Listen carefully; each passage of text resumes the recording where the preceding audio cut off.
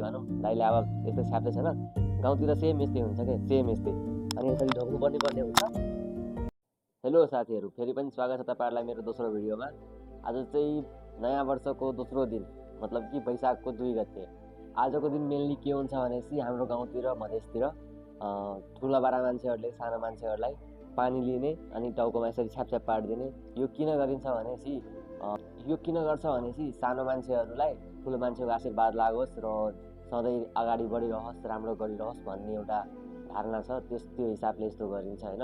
अनि म चाहिँ गाउँमा आउँदा के गर्थेँ भनेपछि पानी बोक्थेँ बोतलमा अनि अलिकति त्यो मल हुन्छ नि गोबरको, भैँसीको गोबरहरू, त्योहरू बोरामा बोकेर अनि फुलबारी जान्थ्यो, आफ्नो खेतहरू जान्थ्यो अनि त्यहाँ गएर पानी र त्यो मल हालेर आउँथ्यो क्या। अनि त्यस्तो सोचाइ के थियो भनेपछि खेतलाई पनि त्यस्तो मिल्थ्यो र त्यस्तो राम्रो फलोस् भन्ने एउटा धारणाले यस्तो हाल्थ्यो। अनि अहिले त म काठमाडौँमा छु अनि फ्यामिलीहरू त छैन, त्यसैले मेरो दाजु अब होस्टेलमा छ, आफूभन्दा ठुलो छ, त उसैसँग आशीर्वाद त लिनु पऱ्यो होइन दाजु, के छ? अब भन्नलाई साथी हो तर अब ठुलो मान्छे हो, तर भन्नु त पऱ्यो, दाइ त भन्नु पऱ्यो। त्यसैले अब आफ्नो रीतिरिवाज त बनाउनु पऱ्यो ल दाइ। अब मेरो दाइ भनौँ दाइले अब यस्तो छ्याप्दै छैन गाउँतिर सेम यस्तै हुन्छ क्या सेम यस्तै अनि यसरी ढोग्नु पर्ने हुन्छ। ल त हाम्रो जुडसितल आज यहीँ मनाइयो। तपाईँहरूको के कसो छ भन्नु होला होइन। अनि अब बाँकी तपाईँहरू हेर्दै गर्नु होला। त्यसपछि मेरो साथीको घरको साँचो हराएको थियो र हामी साँचो बनाउन आएको थियो। यहाँनिर यस्तो दामी माछाहरू राखेको थियो, क्या दामी थियो कि 3टा थियो तर बवाल तरिकाले राखेको थियो। मलाई चाहिँ एकदम मन पर्यो।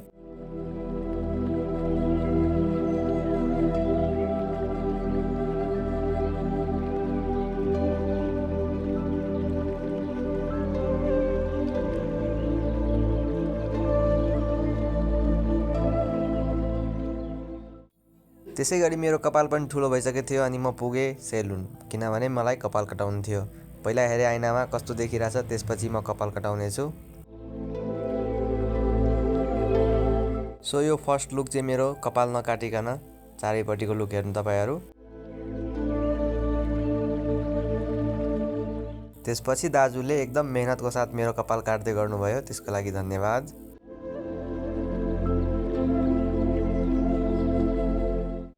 अनि यो चाहिँ मेरो कपालको फाइनल लुक काटेर भ्याइसक्यो र तपाईँहरू 360 भ्यूमा हेर्न सक्नुहुन्छ। त्यसपछि म चाहिँ ऐनामा हेर्न थालेँ कस्तो काटियो कस्तो काटिएन भनेर। कपाल चाहिँ बवाल काट्नु भएको थियो र गाइस तपाईँहरू नझुक्किने होला, यो आइफोन होइन है। सो फाइनली साथीहरू म चाहिँ रुम आइसकेँ अनि मेरो कपाली यस्तो काट्यो मैले। अनि पछाडिको चाहिँ काटेकै छैन, देखेन यसरी। ल देखाउ त पछाडिको देखाउ। यतातिर काटेन, यता यो साइड काट्यो अनि यो साइड काट्यो। कस्तो देखेछ तपाईँहरू कमेन्ट गर्नु होइन। अनि हाम्रो साथीलाई कस्तो लाग्यो मैले कपाल काटेको त? धेरै राम्रो लाग्यो साथी, तिम्रो कपाल काटेको मलाई धेरै राम्रो लाग्यो। धेरै राम्रो लाग्यो। मलाई त राम्रो लागेन। कतिको पैसा लियो? 150 रुपियाँ। धेरै राम्रो लाग्यो। तिमीलाई त 200 लिन्छ, मेरो दारी पनि छ। होइन कपालको मात्रै तिमीलाई 150 लिन्छ। 200 लिन्छ। 200? तिमीलाई ठकिहाल्छ हो भने। तिमीलाई भनेको मसँग होइन, तिमी गएन। मलाई अहिले कटवाउनु छैन, म बादमा कटवाउँछु। साथी भनेको चिनाइदिन्थ्यो तिमीलाई। आज हस् म जान्छु अहिले फुर्सदमा। अब म हुँदिनँ फुर्सदमा, भइहाल्छ। हुँदिनँ म। भइहाल्छ। अब म किन जानु, तिमी गएर म किन जानु? घुम्न जाउला। म जाँदिनँ। जाउला तिमीलाई। ल साथी ठिकै छ, म अब यो कपाल धोएर अनि आउँछु है त। सो साथीहरू मैले मुख धोइराइसकेँ, मतलब कपाल फ्रेस भइरहेको अनि फाइनल मेरो कपालको लुक चाहिँ यस्तो छ होइन।